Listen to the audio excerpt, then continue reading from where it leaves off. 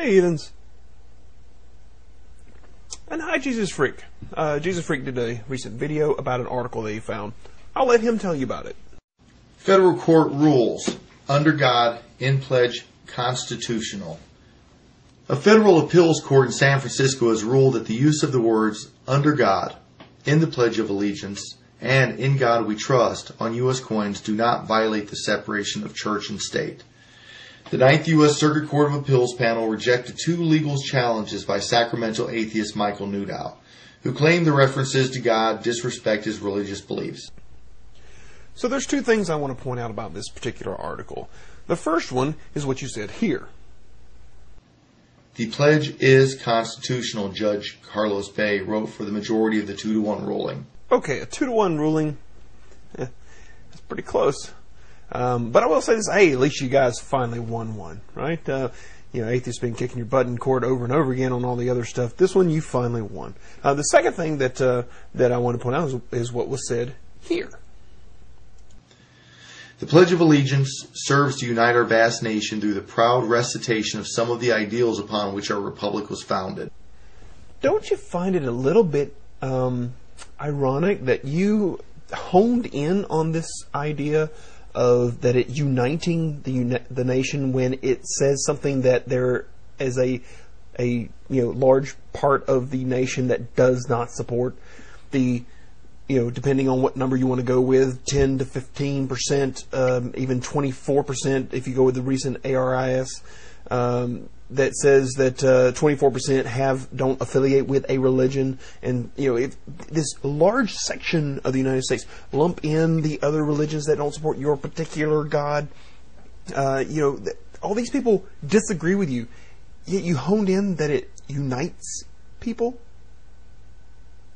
Just wanted to point that out, but let's continue. And a lot of people like to point out how we aren't a Christian nation. I still believe that Christianity is the majority in this nation, so I do believe we are a Christian nation, but I use that term very loosely. Granted, you said you use the term loosely, but doesn't that also make us a white nation? We are just as much of a Christian nation as we are a white nation. And I don't think that you think that way. We are not a Christian nation by any regards.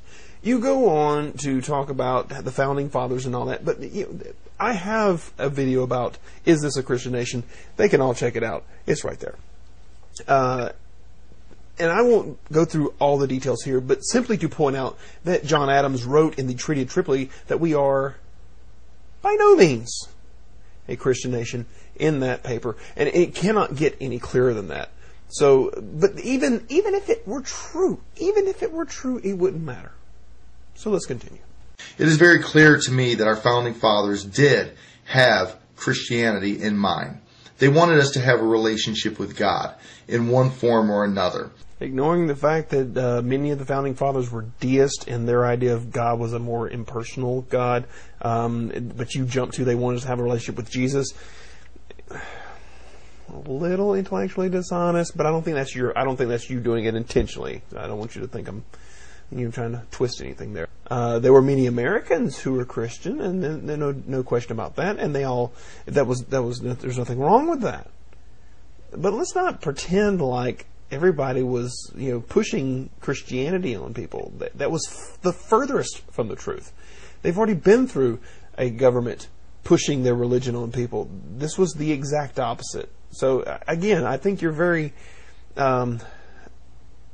you're whitewashing history with what you want it to be. But hey, Texas did it, so why not you? Go ahead. Religion was a very integral part of building this nation. Of course, it was a integral part of building a nation free of religious oppression. But still, they wanted to include the very embodiment of Christianity within this great nation as we were building it. See, you said it again. No, they weren't. They were not trying to embed Christianity. They wanted to embed religious freedom. That's it. Just religious freedom. Whether you believe or don't believe, they just wanted to embed religious freedom. It wasn't about Christianity. They never endorsed Christianity. Again, Treaty of Tripoli makes it as clear as it could possibly be. But they wanted us to be free to do so, and free to choose to not do so also. Fully agreed there. Including the terms "in God we trust" and "one nation under God," I believe is a celebration of that history, the building process. I agree 100% with the judges that made this ruling. Do you agree with the almost 200 years that went by without it? Just curious, being that the Founding Fathers did what they did and it all went down the way that it did, and the pledge was written as it was and everything else happened, and it wasn't until the 50s that it changed. Do you agree with it not being there to begin with? I find it ironic that most of the time when you talk to people about this subject, they bring up the idea of tradition. This has nothing to do with tradition. The tradition was to leave it out. But now that it's in, we can't get rid of it. It's tradition. So, atheists out there, this is a big blow to your cause. No, not really. We have judges that are citing that the Pledge of Allegiance is constitutional. Doesn't really change anything. "In God we trust" is indeed constitutional. So, chalk it up for a victory for Christianity. I'm thankful for that.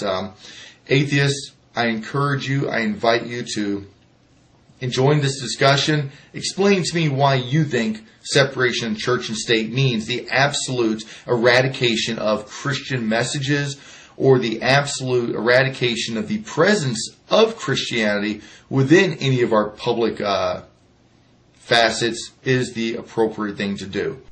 Whoa, whoa, whoa, whoa! Jezuzfreek! Who said anything about the eradication of Christian messages? You can have your churches. You can have your billboards. You can have your television ads. You can do all the stuff you want to. You can stand out on the street corners. You can put up your little tables at the grocery stores and outside of the department stores where you pass out whatever. Do that.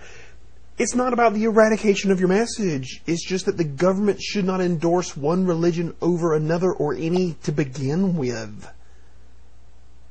I think you kind of got the idea twisted a little bit.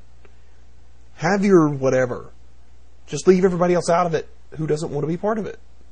Isn't that fair? Isn't that what the Founding Fathers wanted to begin with? I look forward to seeing your responses and hearing it. This is in no way to poke fun at atheists or anything as such. I'm just pleased that a ruling came out that I agree with. And here's the part that may shock you, Jezuzfreek. I'm happy too.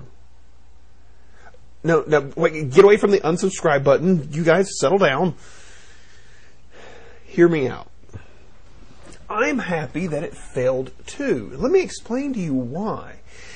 The problem with the atheist movement, as you called it, is that we are too successful. When evolution was challenged by the evangelicals, it was defeated at the county level, meaning it never went to the Supreme Court. It never went to a state court, which means that every single county can then come around with its own trial. Just like San Francisco had their trial, and yes, I grant that it is typically a little bit more on the liberal side, as you called it, and so you would think that they would side more with us. I'm glad to see that they did not go this route, because now it allows it to be appealed to the state level, which is something that's been needing to be done for a long time. You went 2-1. Really? 2-1? You're happy about 2-1? That's a 1 vote difference between winning and losing.